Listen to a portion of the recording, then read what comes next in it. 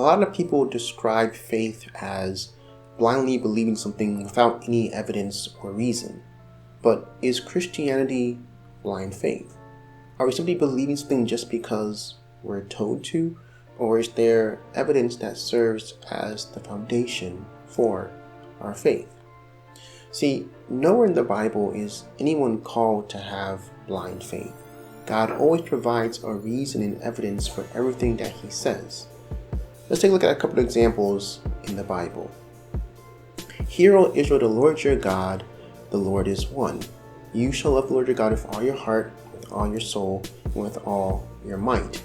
These words which I am commanding you today shall be in your heart. You shall teach them diligently to your sons, and shall talk of them when you sit in your house, and when you walk by the way, and when you lie down, and when you rise up. And when your sons ask you in the time to come, saying, what do these testimonies and statutes and judgments mean, which the Lord our God commanded you? And then you shall say to your son, we were slaves to Pharaoh in Egypt, and the Lord brought us from Egypt with a mighty hand. Moreover, the Lord showed great and distressing signs and wonders before our eyes against Egypt. Pharaoh and all his household, he brought us out from there in order to bring us in, to give us the land which he had sworn to our fathers. So the Lord commanded us to observe all these statutes, to fear the Lord our God for our good and for our survival as it is today. It will be righteousness for us if we are careful to observe all the commandments before the Lord our God, just as He has commanded us to. So God isn't telling them to worship me because I say so, or believe or else. No, God is providing them with a reason and foundation for their faith. Recall what I did for you in Egypt. Recall all the miraculous acts that you witnessed.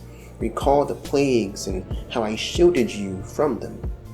And just a quick side note, the plagues themselves weren't random, They were meant to attack and discredit specific deities and idols that the Egyptians worshipped. So again, God was showing His dominance or supremacy over these other gods.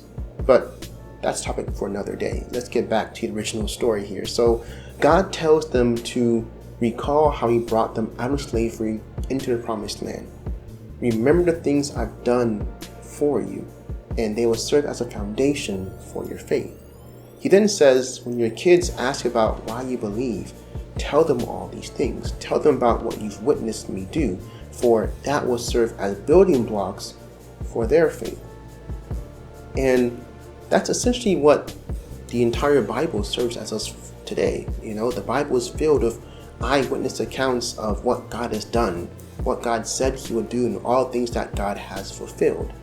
And these accounts are the building blocks of our faith. And when we hear the testimonies of friends and family and other Christians, those serve as building blocks of our faith. And then when we encounter and experience God in our own life, that is the cement that binds these building blocks together into a firm foundation.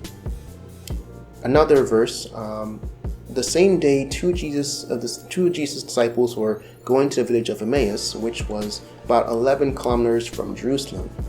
As they were talking and thinking about what had happened, Jesus came near and started walking along beside them.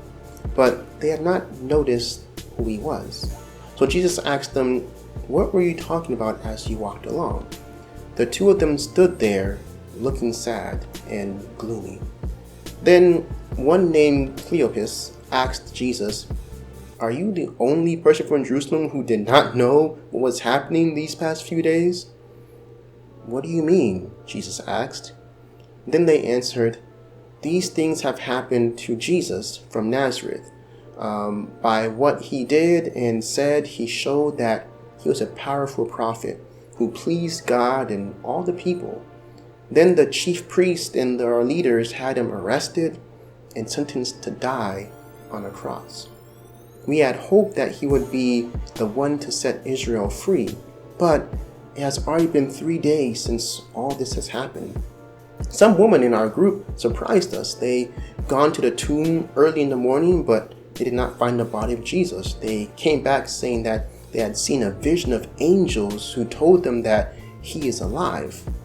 And some men from our group went to the tomb and found just as the woman had said, but they didn't see Jesus either. Then Jesus asked the two disciples, "Why can't you understand? How can you be so slow to believe all the prophets said? Didn't you know that the Messiah would have to suffer before he was given glory?" Jesus then explained everything written about himself in the scriptures, beginning from the law of Moses and the books of the prophets. So Jesus was crucified, and it's been a couple days since all this went down, and the disciples were distraught. And they believed that the Messiah would come and free Israel from the Roman rule, and Israel will then be established as their own kingdom with the Messiah as their king. But all of that came crashing down when the one they thought was the Messiah got killed.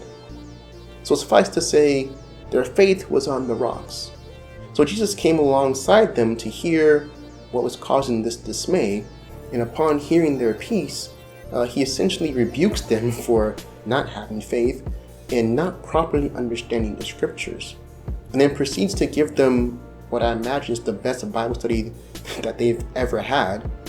And he goes through all the scriptures and explains everything that was pointing to the Messiah and how he fulfilled all that was written and prophesied in the scriptures. What did Jesus do to strengthen their faith? Well, he established their faith upon the truth of God in the scriptures and corrected the misunderstandings that they had regarding what the Bible was actually teaching. Nothing kills faith more than misconceptions of what your faith is actually meant to be built upon in the first place. So he demonstrated the validity of the scriptures as well as how the scriptures were pointing to all the things Messiah would do and be, and how he fulfilled everything in the scriptures. He essentially fortified their faith in the certainty of the Word of God and of the Son of God. In short, he laid out all the evidence that was needed for their faith to be rejuvenated. So this is why Peter says in 1 Peter 3:15 to always be ready to give a reason for the hope and faith that you have. Why? Because there should be a reason and foundation for your faith. God's not calling you to a blind faith, but one that should be firmly built upon evidence and truth. So, what's the reason for the faith that you have? And as always, think on these things.